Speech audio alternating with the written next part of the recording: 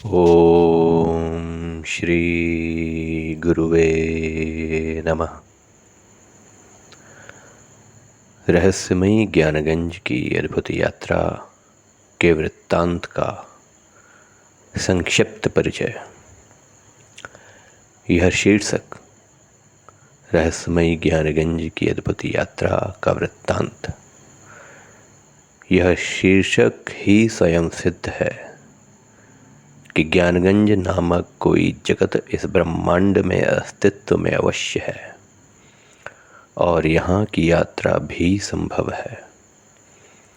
इस यात्रा के वृत्तांत का वर्णन करने से पहले मुझे आप सभी को यह बताना उचित होगा कि यह ज्ञानगंज है क्या।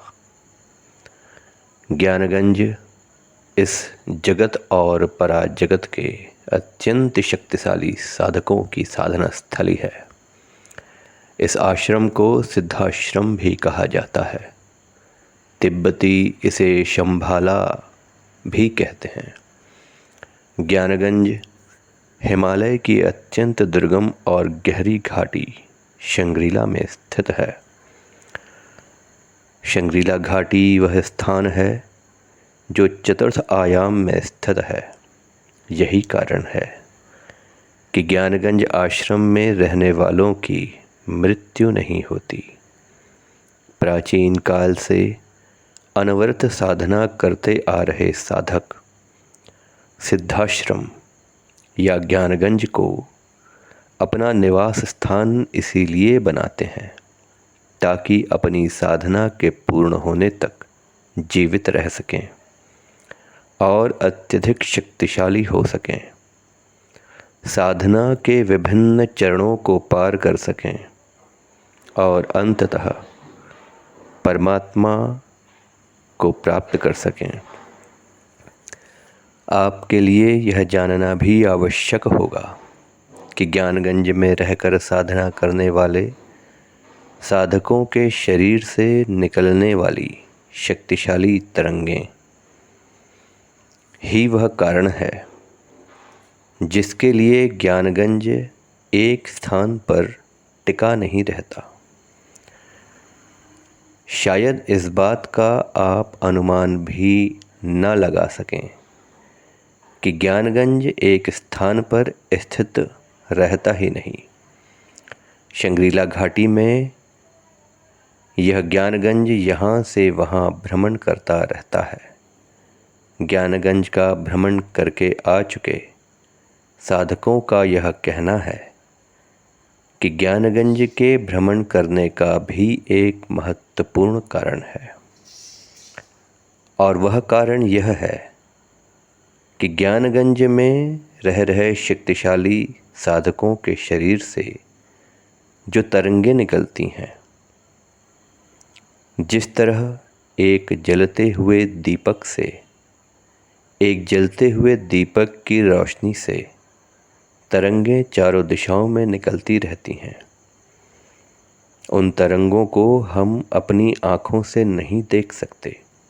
ठीक इसी तरह ज्ञानगंज में साधना करने वाले साधकों के शरीर से तरंगें लगातार निकलती रहती हैं और इन तरंगों के आपस में टकराने का खतरा भी बना रहता है, क्योंकि ज्ञानगंज में एक नहीं अनेक साधक अपनी अपनी साधनाओं में निरंतर बने हुए हैं।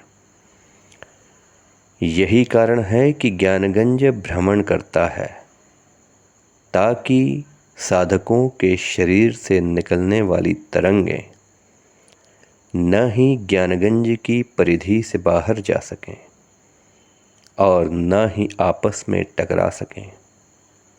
अपने भ्रमण के दौरान ज्ञानगंज उन तरंगों को स्वयं में अवशोषित कर लेता है।